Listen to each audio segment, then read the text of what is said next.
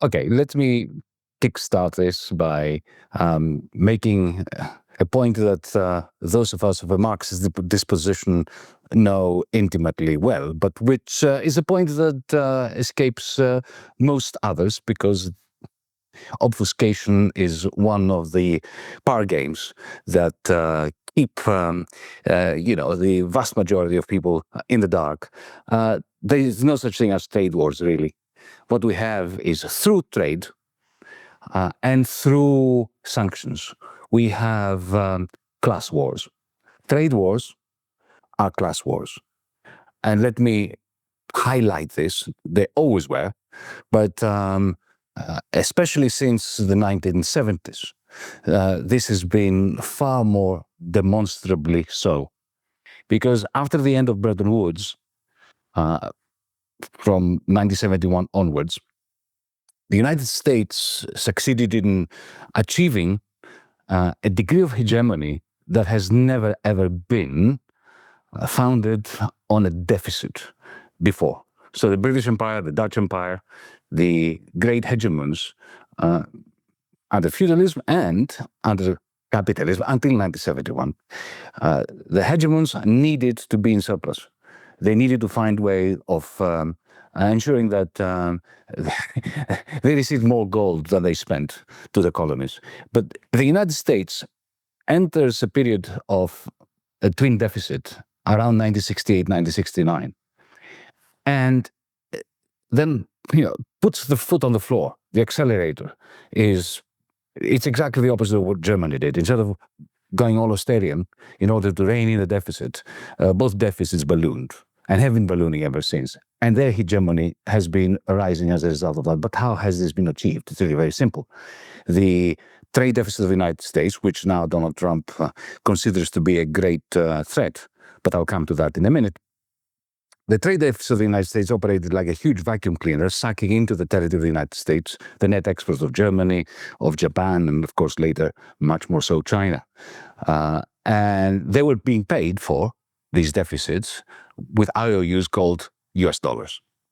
And those dollars were then returning, about 70% of them came back to Wall Street.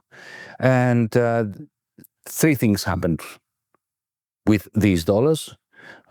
One was US treasuries were being purchased. So effectively the capitalists of Germany, Japan, and China were financing the American state, the American army, the American deficits.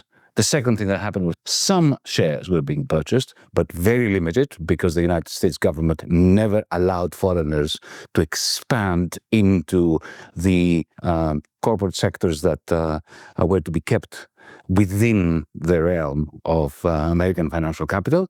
And massively, the third realization of those foreign capitalist profits was real estate.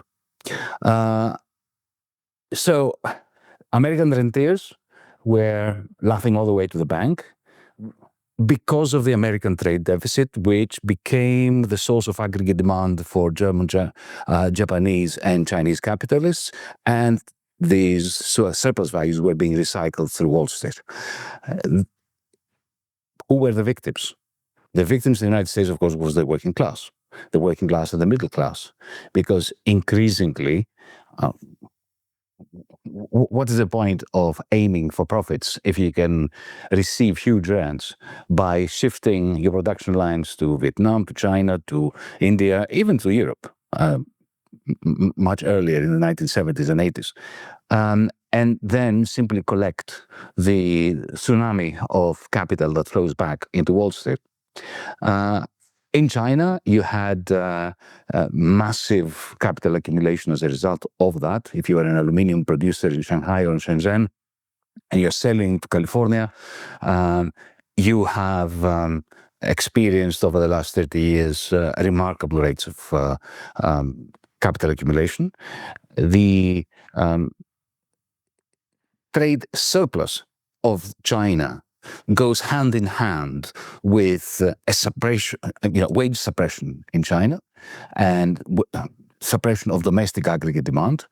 So you have a class war happening in China and a class war happening in the United States. In the United States, they're rentiers, that they are the only winners. In China, you have capital accumulation, you have the capitalists that are gaining, as well as segments of the working class that are becoming upwardly mobile. So trade wars were always class wars.